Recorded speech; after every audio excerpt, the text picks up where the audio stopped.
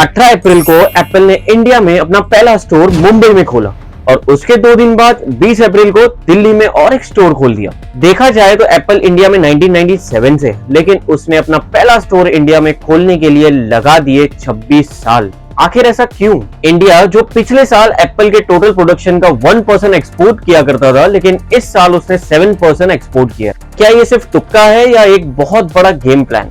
India में manufacturing भी डाल दी, इंडिया में स्टोर भी खोल दिया, एप्पल के सीईओ खुद इंडिया में आ गए और वड़ा पाव खा रहे हैं। ऐसा क्या हो गया इंडिया में जो ये इंडिया के आगे पीछे घूम रहा? अभी कुछ समय पहले तक चाइना को डार्लिंग मान के चल रहा था, लेकिन ये बिना मतलब के इंडिया पर मेहरबान नहीं हो सकते। और जब कोई कंपनी किसी कंट्री पर मेहरबान होती है ना, तो क्या स्टेप उठाती है और कैसे पता लगता है कि ये कंपनी इस देश को लेकर बहुत सीरियस है? इस वीडियो में करेंगे इन चीजों को डिटेल में एनालाइज। तो हेलो दोस्तों, मेरा नाम है जैद और आप देख रहे हो योर अर्निंग एक्सपर्ट। तो बात शुरू करते हैं। शुरू से एप्पल इंडिया में आया 1997 में, वो भी मैनचेस्टर को लेकर। पूरा फोकस था मैनचेस्टर को बेचने में और कोई अपना प्रोडक्ट और इंडिया में लॉन्च नहीं किया। वैसे भी ये बेचने के लिए थोड़ा कतराते थे क्योंकि इंडिया को मानते थे सब निश मार्केट। ऐसे सोचते थे कि इंडिया में 1997 में था ही क्या, एक गरीब देश था। हमारा वो इकोनॉमी में रफ्तार नहीं थी, लोगों की जेब में पैसे नहीं थे, हम उस वक्त ज्यादा सस्ती चीजें ढूंढते थे या वैल्यू फॉर मनी थे। एप्पल जैसी लग्जरी और क्लासी प्रीमियम चीज के लिए कहां पैसे थे, ये चीजें एप्पल को भी पता थी, इसलिए उस वक्त इंडिया को ज्यादा भाव नहीं दिया। उसमें एक रोल भी था कि अगर आपको इंडिया में अपना काम करना है तो 30% जो परचेस है वो आपको लोकल सोर्स से करना पड़ेगा।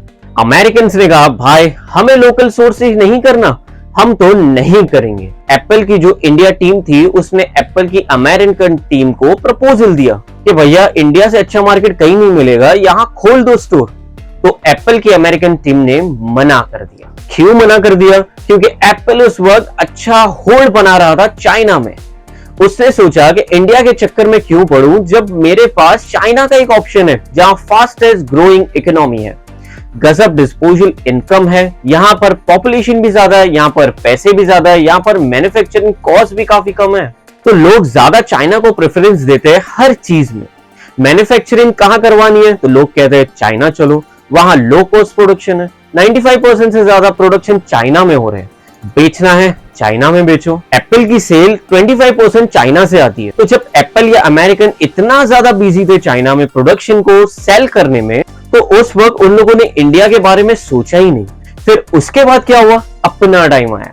इनको तो लगा यार चाइना तो बड़ी तेजी से दौड़ रहा है, सेकंड नंबर पर आ गया है वर्ल्ड इकोनॉमी में, ऐसी स्पीड से दौड़ता रहा तो एक दिन हमारे सर पर आकर बैठ जाएगा।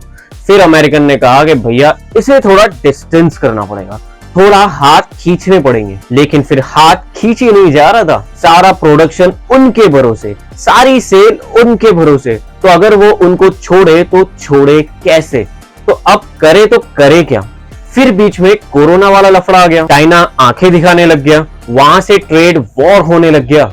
2013 के आसपास अमेरिका के साथ साथ पूरे वर्ल्ड ने एक स्ट्रेटेजी बनाई कि भाई चाइना पर डिपेंडेंसी थोड़ी ज्यादा हो गई है, अब एक स्ट्रेटेजी बनानी पड़ेगी चाइना +1। मतलब चाइना में तो अपना बेस रखो क्योंकि वहां सस्ता भी है और सेल भी है, लेकिन चाइना पर डिपेंडेंसी मत रखो।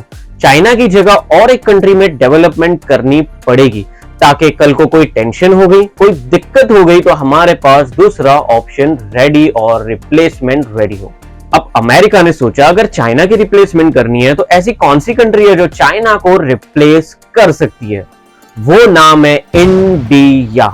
इंडिया एक एग्जैक्टली ऐसी पोजीशन पर बैठा है जहां चाइना आज से 15 से 20 साल पहले बैठा था। उस समय चाइना सबसे ग्रोइंग इकोनॉमी थी और आज इंडिया सबसे ग्रोइंग इकोनॉमी है। उस समय चाइना की डिस्पोजल इनकम बढ़ रही थी, आज इंडिया की डिस्पोजल इनकम बढ़ रही है। उस समय चाइना में यूथ बहुत ज्यादा था, आज इंडिया में बहुत ज्यादा है। बस और क्या, एप्पल को मिल गया रिप्लेसमेंट। पिछले साल इंडिया में जो एप्पल सेल 6 बिलियन यानी भारतीय करेंसी में 50,000 करोड़ और उससे पहले मात्र 34,000 करोड़ थी, एक साल में 50% बढ़ गया। अब पूरे देश में एप्पल के रेवेन्यू 8% की रेट से बढ़ रहा है, वहीं इंडिया में 45% की रेट से बढ़ रहा है।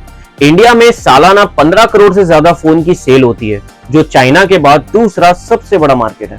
Ministry of electronics and information technology ने कहा 2025 तक इंडिया में इलेक्ट्रॉनिक्स का टोटल व्यापार हो जाएगा $400 बिलियन।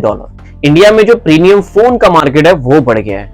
जहां पर 30,000 से ऊपर वैल्यू के 100 में से 4 फोन बिकते थे, अब 100 में से 10 फोन बिकते हैं, यानी प्रीमियम फोन का मार्केट डबल के आसपास हो गया। अब टीम कुक ने सोचा कि भाई अब सबसे स्ट्रॉन्ग रिपोर्ट शो कर रही है वो इंडिया की है। ये सब चीजों की शुरुआत कहां से हुई? जैसे मैंने कहा था कि 2013 में इन्होंने सोचा कि चाइना +1 स्ट्रेटेजी का और ढूंढना चालू किया।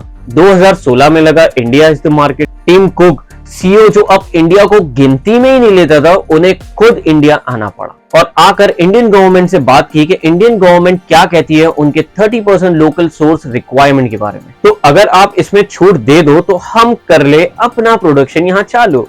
लेकिन इस बार इंडियन गवर्नमेंट ने मना कर दिया।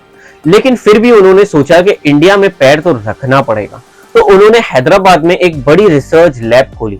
4000 आदमी वहां एम्प्लॉय किए। फिर शो किया कि हम इतने लोगों को एम्प्लॉयमेंट दे रहे हैं। तब जाकर इंडियन गवर्नमेंट ने थोड़ा सोच विचार किया। उन्होंने 2017 के बाद थोड़ा थोड़ा लोकल प्रोडक्शन करना शुरू किया। 2008 से 2018 तक उन्होंने 10 करोड़ से ज्यादा फोन बेच चुके थे। जैसे मैंने आपको कहा था, अगर कोई बड़ी कंपनी किसी देश में इंटरेस्ट शो करती है तो वो क्या करते हैं? सबसे पहला उनका मेन बंदा आता है और गवर्नमेंट से बात करता है, जो उन्होंने 2016 में ट्राई करके देख लिया था। सेकेंड चीज वो लोग क्या करते हैं, एक रिसर्च सेंटर डालते हैं वहां की मार्केट को समझने के लिए, जो उन्होंने भी डाल दिया था। थर्ड चीज क्या करते हैं, वो लोग लोकल मैनेजमेंट को चेंज करते हैं। तो 2018 में जो पुरानी टीम थी उसे चेंज करके नोकिया के आकाश चौधरी है, उन्हें अपनी कंपनी में ले लिया और इंडिया की सेल्स की जिम्मेदारी।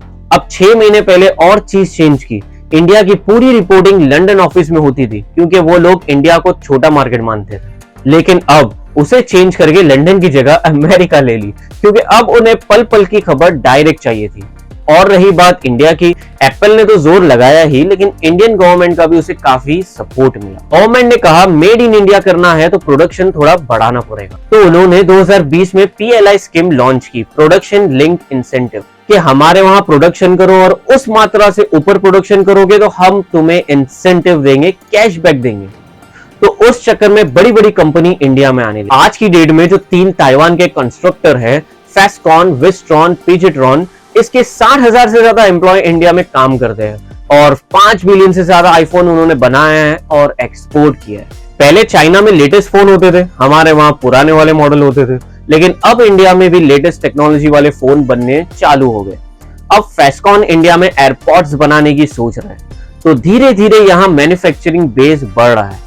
एप्पल अपना सेल बढ़ाने के लिए पूरी कोशिश कर रहा है। जो भी तरीके है सेल्स की वो सारे काम में ले रहा है। सबसे पहले प्रीमियर रिटेल काउंटर पर बेच रहा है। इमेजिन का आपने स्टोर तो देखा ही होगा, यहाँ इनकी सेल होती है। एप्पल के प्रीमियर रीसेलर लॉन्च कर दिए हैं कि जो सेकेंड हैंड आईफोन डीलिंग है वो भी वहां हो जाएगी।